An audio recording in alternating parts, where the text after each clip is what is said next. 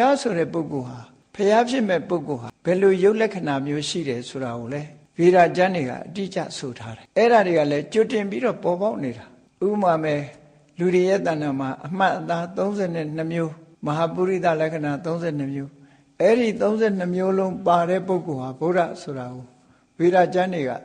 ဆိုထားတယ်ဒီ32မျိုးသော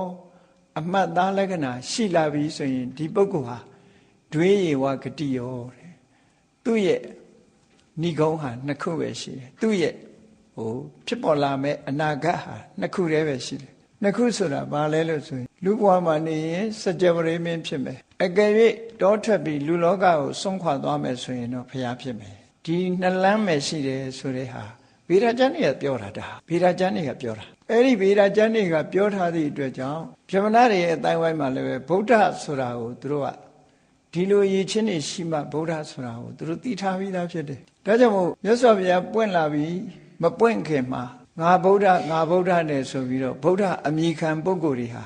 ကောလာဟလတန်အောင်လိုက်ပြီးတော့ပေါ်လာတာတွေအများကြီးပဲပုရဏကသမလည်းသူကိုယ်သူဗုဒ္ဓလို့ကြေညာလိုက်တယ်သို့တော်လည်းဝေဒကျမ်းကနေနဲ့တိုက်ကြည့်တဲ့အခါမှာသူက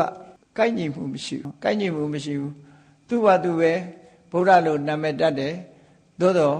ဗေဒကျမ်းကနေကကိုက်ညီမှုမရှိသည့်အတွက်ကြောင့်သူ့ကိုအသိမှမပြုဘူးတဲ့မက္ခလိကောသလလည်းငါဗုဒ္ဓဆိုပြီးတော့ဒဇင်ထောင်ပြီးတော့ပေါ်လာပြန်တယ်သူ့မှာလည်းအတိုင်းဝိုင်းနေတော့ရှိတာပဲသူ့နောက်ကလူတွေကပဲဝိုင်းပြီးတော့လဲ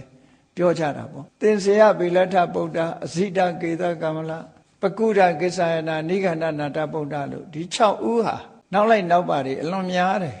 များတော့သူတို့ကလည်းဘသူလဲလို့ဆိုရင်ငါဗုဒ္ဓပဲသို့တော့ဗြဟ္မဏတွေကဝေဒကျမ်းတွေနဲ့တိုက်ဆိုင်ကြည့်တဲ့အခါမှာခုနကမဟာပုရိသလက္ခဏာတွေဆိုတာလည်းမတွေ့ရဘူးအရဟံစတဲ့အရည်ချင်းတွေနဲ့လည်းသူတို့မတွေ့ဘူးမပြည့်စုံဘူးဆိုတော့ဘယ်သူကမှဗုဒ္ဓဆိုတာကိုနှစ်ကယုံကြည်ကိုးကွယ်တာမရှိဘူးပေါ့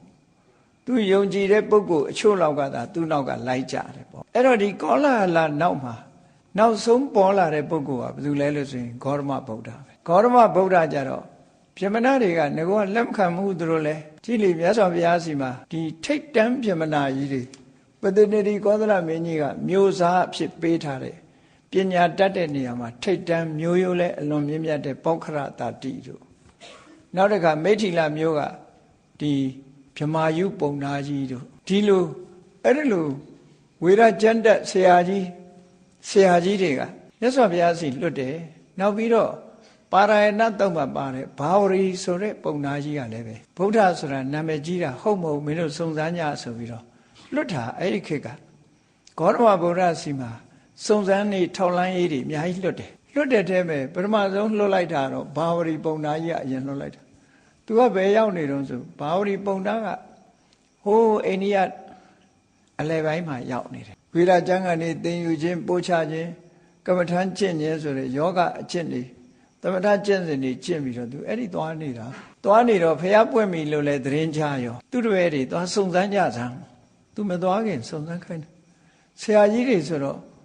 ဗုဒ္ဓဟုတ်မဟုတ်မသိဘဲနဲ့ဘယ်တော့မှအယံမသွားဘူးသူတို့ကလည်းနာမည်ကြီးတဲ့ပုဂ္ဂိုလ်တွေဆိုဖះဟုတ်မဟုတ်စုံစမ်းခိုင်းတာဘာတွေနဲ့စုံစမ်းခိုင်းတော့ဆိုလို့ရှိရင်မဟာပုရိသလက္ခဏာ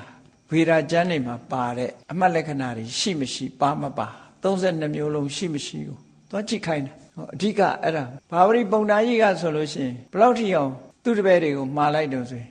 အေးမင်းတို့ဖျားဆိုလို့ရှိရင်ကွာတဲ့ပါဇက်ကထုတ်ပြီးတော့မေကွန်းထုတ်เสียမလို့တဲ့မင်းတို့စိတ်ထဲကမေးတယ်ဖျားဆိုရင်မင်းတို့စိတ်ထဲကမေးတဲ့မေကွန်းကို तू နှုတ်ကဖြေလိုက်မယ်ဒီလိုတောင်မှားလိုက်တာနော်ဖျားဆိုတာသိဖို့အတွက် तू လှုပ်မှားလိုက်တာ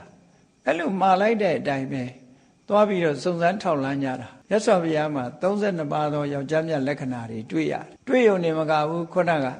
စိတ်ကူးတဲ့ကနေပြီးရှုပ်ဝက်ထားတဲ့မိကုန်းနေစိတ်နဲ့မေးတယ်သူကဘာဝရီပုံနာကြီးကအသက်ဘယ်လောက်ရှိပြီလဲတို့တပည့်ဘယ်နှဦးရှိသလဲတို့မဟာပုရိသလက္ခဏာသူ့မှာဘယ်နှခုရသလဲဆိုတာစိတ်ထဲကနေမေးတာမေးလိုက်တော့မြတ်စွာဘုရားနှုတ်ကနေထုတ်ပြီးတော့ဖြေလိုက်တာမေးတဲ့အချိန်လေးမှာအဲ့ဒါကြောင့်လို့သူတို့တအံ့တော်နဲ့ဘာဝရီရဲ့တပည့်တွေဟာအားလုံးမြတ်စွာဘုရားကိုသူတို့သိချင်တဲ့လေးနဲ့တဲ့မိကုန်းတွေကိုမေးတာအဲ့ဒီသုတ်တံပါရယဏဒေသနာဆိုပြီးတော့ပြည့်ပြည့်စုံစုံဘုန်းကြီးတို့ရှင်းဟောထားတာရှိတယ်ပေါ့နော်နောက်လဲစာအုပ်လဲထွက်လာဖို့ရှိတယ်ပေါ့ဒါက အများဒီစာအုပ်တွေကဒါတွေကဘုရားတရားတော်တွေဟာတိမ်မြုပ်နေတာအဲ့ဒီလိုမြတ်စွာဘုရားကိုလာရောက်စုံစမ်းတယ်နောက်ဗြဟ္မာယုပုံနာကြီးဆိုတာဟာအသက်120ရှိသူမလာခင်သူ့ရဲ့တပည့်ဥတ္တရလူလင်ဆိုတာကိုလွတ်လိုက်တယ်လွတ်လိုက်တဲ့အခါတပည့်ကဘယ်လိုလုပ်စုံစမ်းရမှာတော့ဆိုတော့မင်းကလည်းကွာငါသင်ပေးထားတဲ့မဟာပုရိသလက္ခဏာကျမ်းနေရှိတယ်မဟုတ်လားတဲ့အဲ့ဒါနဲ့တိုက်ပေါ့တဲ့ဆိုပြီးမှားလိုက်တာသွားတိုက်တာအဲ့ဒီလူကမြတ်စွာဘုရားနာမှာနှစ်ချီကြအောင်နေသွားနေပြီးတော့အသေးစိတ်ဘုရားကြောင့်မှနေပြီးတော့ထောက်လန်းတာပေါ့ခုခေတ်လို့ဆိုရင်ဘုရားကြောင့်မှကိုကြာကြီးနေပြီးထောက်လန်းတာသူကဘုရားဟုတ်မဟုတ်ကိုသိချင်ဘုရားဟုတ်မဟုတ်ထောက်လန်းအဲ့ဒါလို့ထောက်လန်းပြီးတဲ့အခါမှာသူ့ဆရာကြီးစီရပို့တင်လိုက်တာသူ့ဆရာကြီးကနေပြီးအဲ့ဒီကျမှဂေါတမဗုဒ္ဓကိုလာရောက်ဖူးမြော်တာအသက်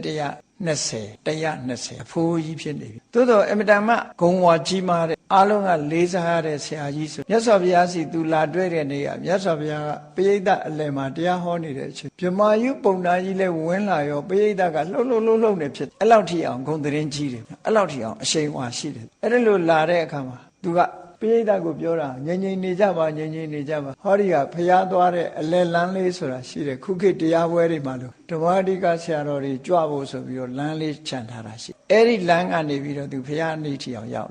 လာပြီးတဲ့အခါမှာသူတပည့်ထောက်လန်းပြီးတော့တင်ပြထားတဲ့ report အတိုင်းပဲမြတ်စွာဘုရားကိုသူကပြန်ပြီးတော့သူကိုယ်တိုင်ထောက်လန်းကြည့်သေးတယ်မဟာပုရိသလက္ခဏာတွေရှိသလားဆိုထောက်လန်းသေးတယ်သူကထပ်ပြီးတော့သူတို့ကြည့်တာနဲ့သိတယ်နှစ်ဖူးရည်ဒူးရည်ပေါ့ခြုံပြောလိုက်လို့ရှိရင်လူရဲ့နှစ်ဖူးရည်ဒူးရည်ဆိုတာရုပ်လက္ခဏာသွင်ပြင်နေအလုံးကိုကြည့်လိုက်တာနဲ့ဟာတို့စာထဲမှာဆိုထားတာနဲ့အကုန်ကြိုက်တယ်ပေါ့ကြိုက်တယ်ဆိုပြီးတော့မှဗြဟ္မာယုပုံနာကြီးဟာမြတ်စွာဘုရားကိုအာရပါယဘုရားခြေပမိုးကိုခေါင်းနဲ့တိုက်ပြီးတော့သူဟာဗြဟ္မာယုပုံနာကြီးပါဆိုတာကိုအာရပါယရှ िख ိုးတယ်